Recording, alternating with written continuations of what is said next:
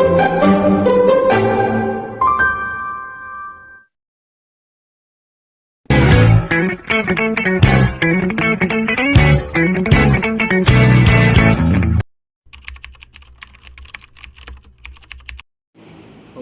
tertinggi sepertinya boleh dikatakan ada dan tidak ada karena denominasi istilahnya, tapi ada persekutuan, ada seperti komunitas yang dibentuk oleh gereja-gereja itu, dan itu hanya fungsi, jadi bukan jabatan yang struktural seperti misalnya kalau dibandingkan misalnya dengan Katolik, ya kan, ada pemimpin tertingginya kah, misalnya seperti Paus. Kalau di Protestan itu tidak ada. Jadi denominasi itu artinya aliran, ajaran-ajaran. Jadi tidak ada yang menjadi kepala dari semua ini.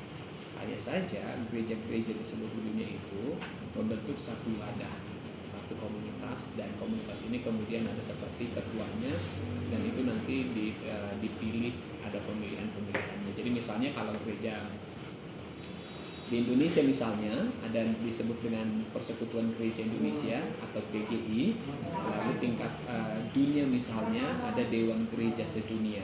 Jadi itu tidak seperti pimpinan yang dimaksud seperti Katolik gitu. Tapi nanti tiap gereja masing-masing punya pimpinannya dan itu sebutannya berbeda-beda. Jadi misalnya AKBP nama pimpinan tertingginya disebut dengan Eporus, jabatannya gitu. Nanti itu pemilihan juga per sekali 4 tahun gitu. Jadi tidak ada pimpinan yang seperti Katolik itu yang dimaksudkan. Itu dari pemilihannya itu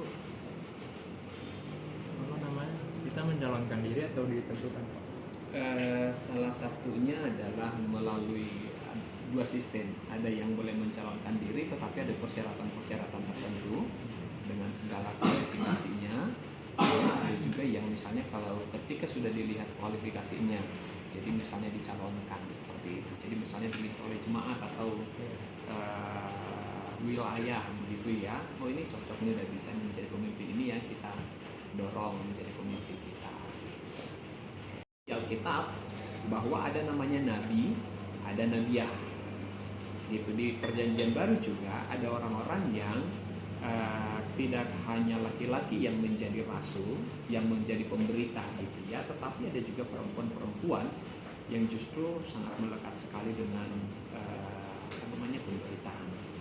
Jadi mungkin bagi banyak orang yang dilihat itu ketika berbicara mengenai pastor rohaniawan itu menjadi laki-laki, tapi rata-rata gereja di Indonesia yang Protestan itu menerima tahbisan perempuan karena tadi itu. Jadi bahwa tugas pemberitaan kabar baik itu adalah diberikan kepada semua, tidak membedakan gender gitu, karena Alkitab tidak ada menekankan soal gender, ini yang boleh, ini tidak boleh.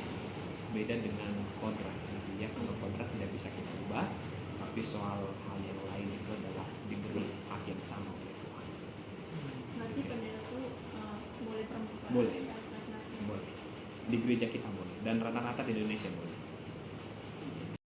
Kalau aliran beragam, secara mendasar kita punya pengakuan yang sama. Jadi misalnya dari kan tadinya ada satu gereja gitu ya, lalu ada perpecahan gereja antara Katolik dan Protestan, ini menjadi 2 aliran. Lalu Protestan kemudian menjadi terbagi-bagi lagi, ada yang menjadi evangelik, lalu karismatik seperti itu, lalu ada yang mengikuti tradisi yang lama. Jadi aliran-aliran itu bisa disebabkan oleh wilayah, bisa disebabkan oleh negara, tapi secara mendasar bahwa ajaran sama.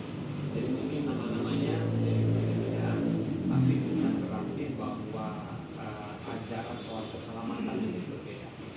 Jadi ada keragaman mengenai tradisi-tradisi tertentu atau mengenai ritual tertentu, itu tergantung dengan situasinya gitu. Tapi secara mendasar bahwa isinya sama.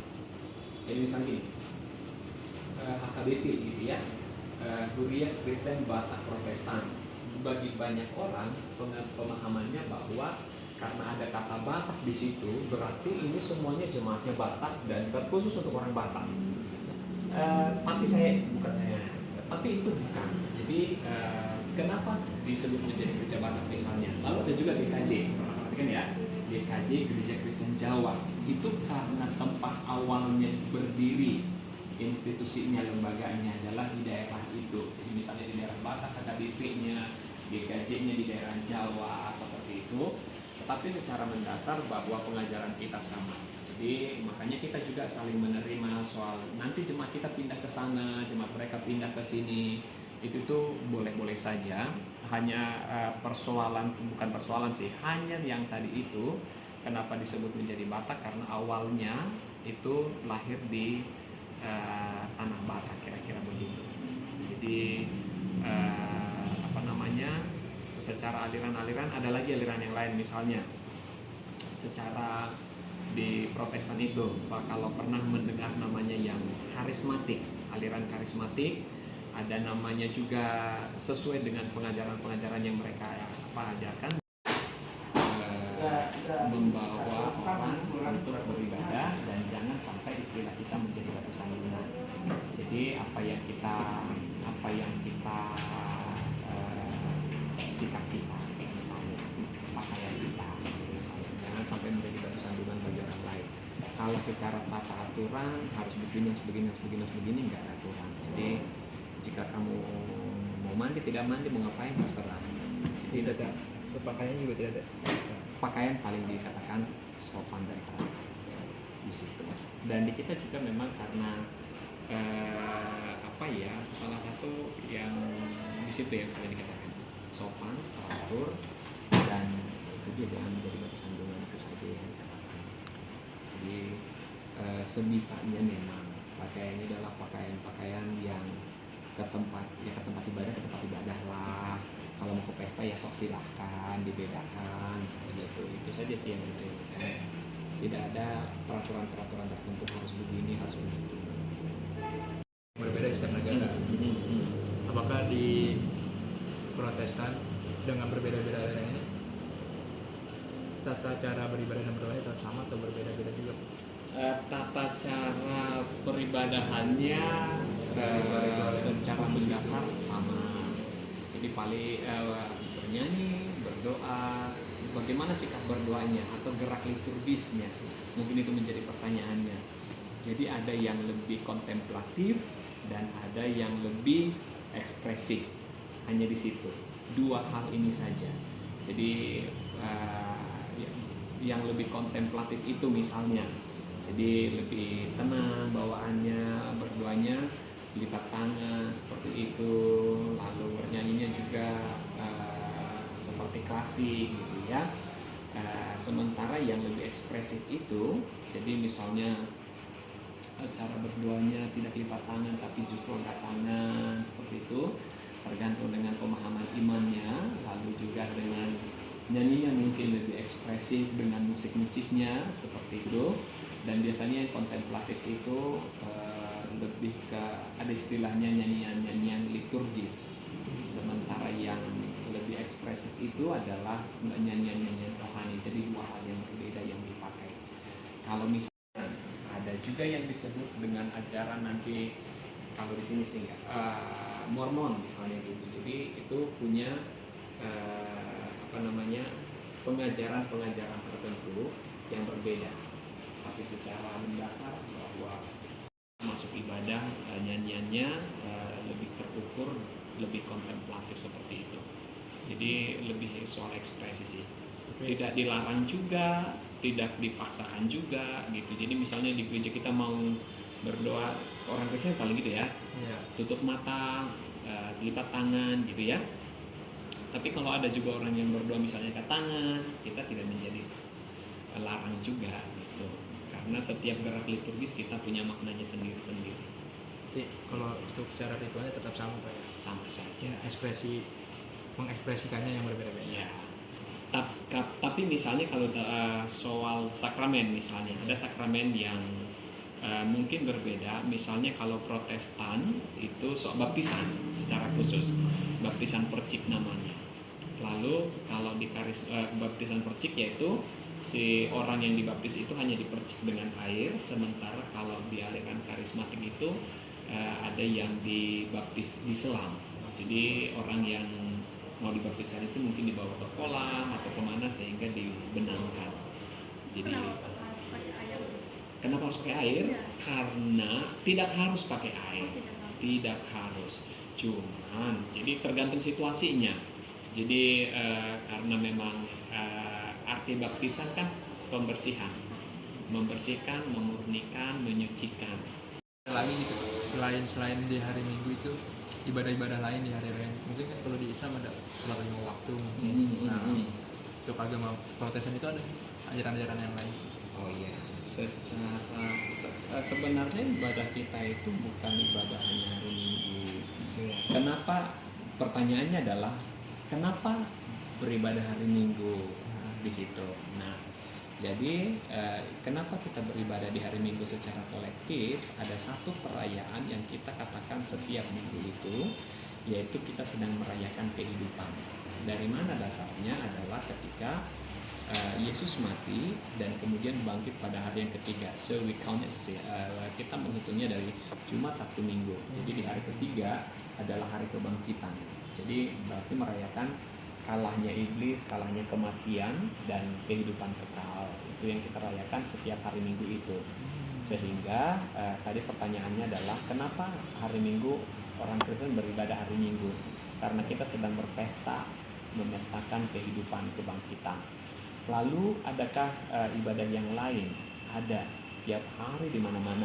Dalam pemahaman kita bahwa orang Kristen itu di dalam Alkitab dikatakan bahwa setiap waktu itu adalah ibadah, dan apa yang dilakukan ibadah di bumi ini adalah bayang-bayang dari ibadah di surga. Karena di surga itu tiap hari beribadah. Di surga itu tiap hari ada puji-pujian. Para malaikat bernyanyi, sehingga ketika kita di sini mau ibadah, kita tidak bilang yuk kita mulai gitu, tapi kita masuk ke ibadah yang sedang ada di sana. Jadi kita hanya memasuki, udah lagi jalan nih ibadahnya, so ibadahnya terus menerus ada dan kita masuk. Lalu nanti kita keluar lagi, masuk lagi, keluar lagi di situ. Jadi anytime, any place, anywhere. Jadi di mana saja, kapan saja kamu boleh beribadah. Secara mungkin secara lebih reguler gitu ya. Ada, itu tergantung dari, selain daripada hari-hari besar, itu tergantung dari. Nah, jadi kami di sini ingin melakukan beberapa pertanyaan kepada Bapak tentang apa itu yang seputar dengan agama Kristen Protestan. Sebelumnya saya mau bertanya dulu, nama Bapak dengan siapa? Saya Tulus Kata, saya pendeta di sini dan ya saya membidangi secara khusus untuk membidangi untuk anak-anak. But so far semuanya sama. Pak, boleh tanya saya? Boleh. Sama saya mau tanya Pak, apa sih Pak perbedaan di agama Kristen Protestan ini dengan agama Kristen Katolik? Iya. Perbedaan yang paling mendasar. Perbedaan paling mendasar antara Katolik dan Protestan itu salah satunya adalah mengenai ajaran keselamatan. Secara bersama tetap kita percayai bahwa ajaran keselamatan itu memang adalah oleh kasih karunia. Itu adalah pemberian, ya. Di situ kita sama, tapi hal-hal yang lain ada kita berbeda dalam pengajaran lain. Jadi misalnya ada yang disebut dengan sakramen, di kita itu hanya mengakui menerima 2, dan di Katolik itu ada 7. Lalu termasuk juga bahwa di Protestan itu kita dasar dari pengajaran kita, sumber pengajaran kita adalah Alkitab saja. Lalu dari mereka ada yang dinamakan dengan tradisi, jadi tradisi oral.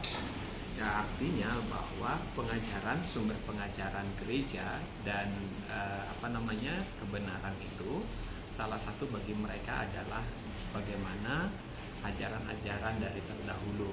Jadi misalnya orang-orang kudus, bapak-bapak gereja seperti itu. Kalau Protestan itu kita hanya menerima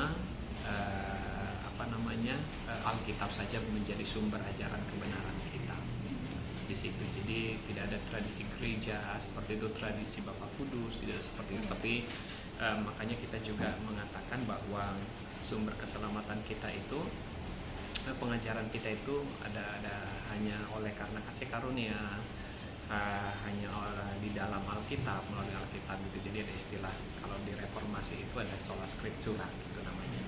Kira-kira itu yang sangat mendasar. Terus dia tuh kayak di ruko gitu Pak, bukan di gereja. Itu kenapa? Tidak ya? Do you want a real one? Do you want to hear the truth behind that? Nah, satu kebenaran utama yang kenapa pada akhirnya menjadi di ruko atau di rumah. Ada ibadah yang di rumah, boleh, misalnya kita juga ada ibadah rumah namanya. Jadi nanti kita itu setiap Rabu Kamis itu kita melakukan ibadah rumah, itu ibadah rumah tangga. Ada secara khusus kita berkunjung untuk melihat rumah tangga, lalu nanti kita akan adakan ibadah di situ. Jadi itu namanya ibadah rumah tangga.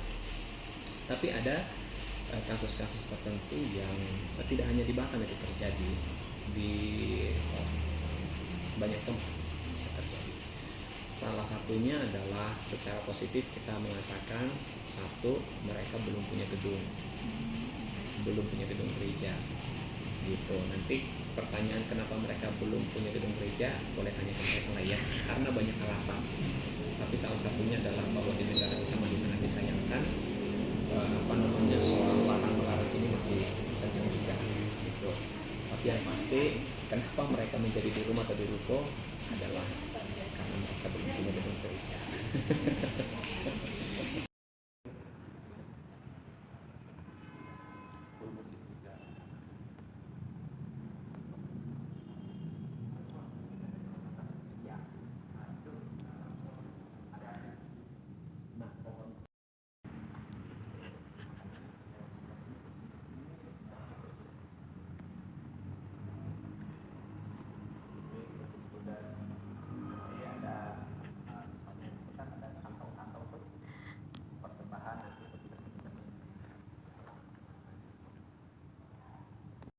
Liturgis, jadi yang membawakan ibadah itu dari awal. Jadi di kita itu ada nanti 3 petugas di depan ini. Jadi tapi akan ganti-gantian. Jadi satu nanti dia liturgis namanya, yang mimpin dari awal.